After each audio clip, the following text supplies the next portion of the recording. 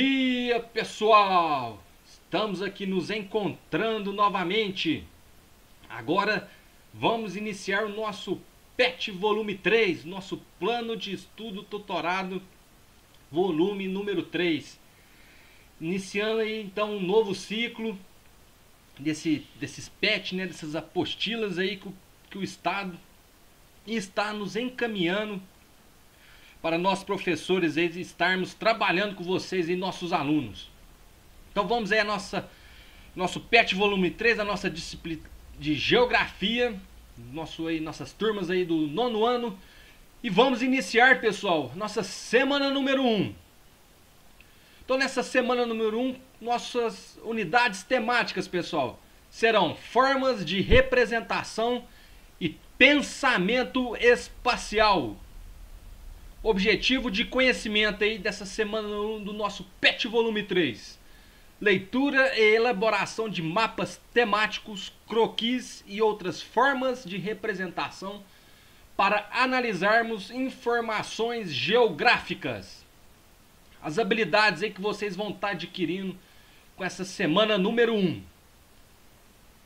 Elaborar e interpretar gráficos de barras e de setores, mapas temáticos e esquemáticos, ou seja, croquis, e anamorfoses geográficas para analisar, sintetizar e aprender dados e informações sobre diversidade, diferença e desigualdades sociopolíticas e geopolíticas mundiais. Essas serão as habilidades que vocês vão estar adquirindo com os nossos conteúdos relacionados, que serão os cartogramas de fluxos de mercadorias, mapas e diferentes representações cartográficas sobre indicadores populacionais, socioeconômicos e socioambientais, leitura, interpretação e elaboração de representações cartográficas, cartogramas, anamorfoses e etc., consumo e consumismo, marcas do capitalismo, mapas temáticos contendo diferentes domínios morfoclimáticos da Europa, Ásia e Oceania, e a qualidade de vida da população local. Então a gente tem um conteúdo bastante vasto aqui que está relacionado com essa semana número 1 do nosso PET volume 3. Interdisciplinaridade que vocês vão estar adquirindo também com os estudos dessa semana, pessoal.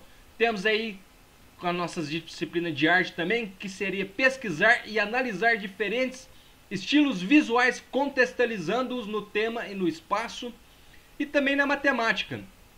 Analisar e identificar em gráficos divulgados pela mídia os elementos que podem induzir, às vezes propositalmente, erros de leitura, como escalas inapropriadas, legendas não explicadas corretamente, omissão de informações importantes, como fontes e datas, entre outros. E também escolher e construir o gráfico mais adequado, como de colunas, setores, linhas, com ou sem o uso de planilhas eletrônicas para apresentar um determinado conjunto de dados, destacando aspectos como medidas de tendência central. Então temos essas interdisciplinaridade com essas outras matérias aqui, que a gente vai estar também adquirindo conhecimentos com os conteúdos relacionados com dessa semana número 1. Então vamos lá, pessoal. Qual que é o tema que a gente vai estar iniciando aí no nosso PET volume 3? Globalização, um fenômeno contraditório, que terá uma duração de 2 horas e 40 minutos, ou seja, 3 horas aulas, que a carga horária é tão importante para vocês estarem adquirindo e assim terem aí, pessoal, um ano letivo positivo. Fique por dentro dos conceitos: globalização, contradições e desigualdades.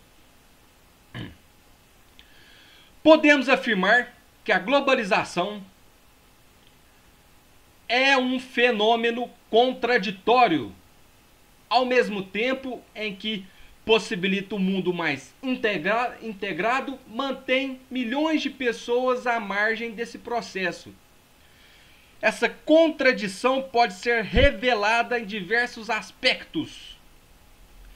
Então, pessoal, a globalização sempre pareceu uma coisa boa, né?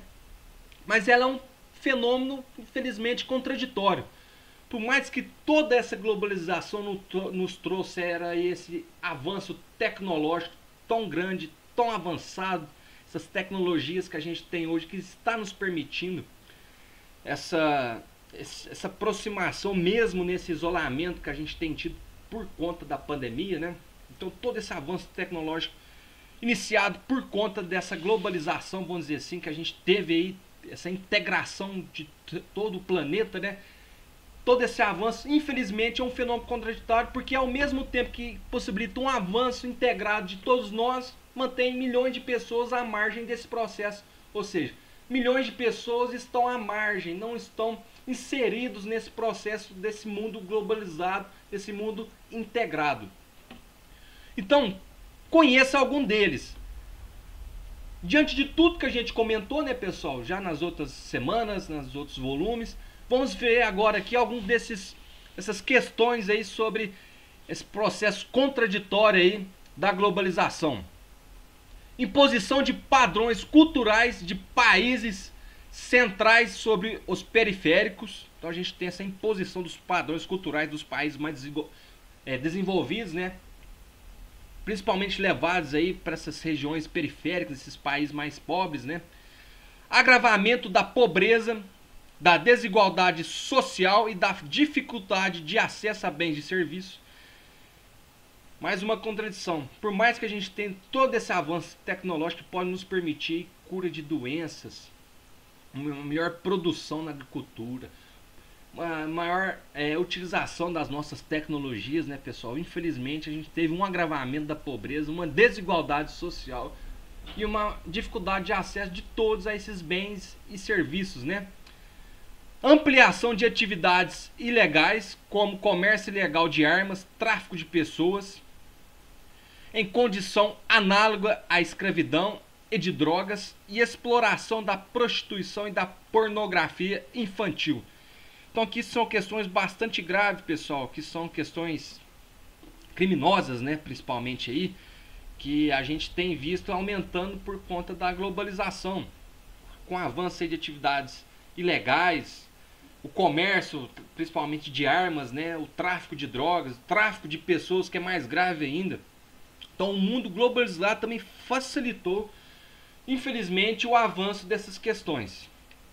O aumento da proliferação de doenças, especialmente aquelas transmitidas por vírus, como o ebola, a gripe suína e agora o mais recente, né, pessoal, o nosso Covid, decorrente da maior circulação de pessoas. Então, a globalização, com certeza, aumentou, né, permitiu essa integração, esse aumento maior de circulação de pessoas.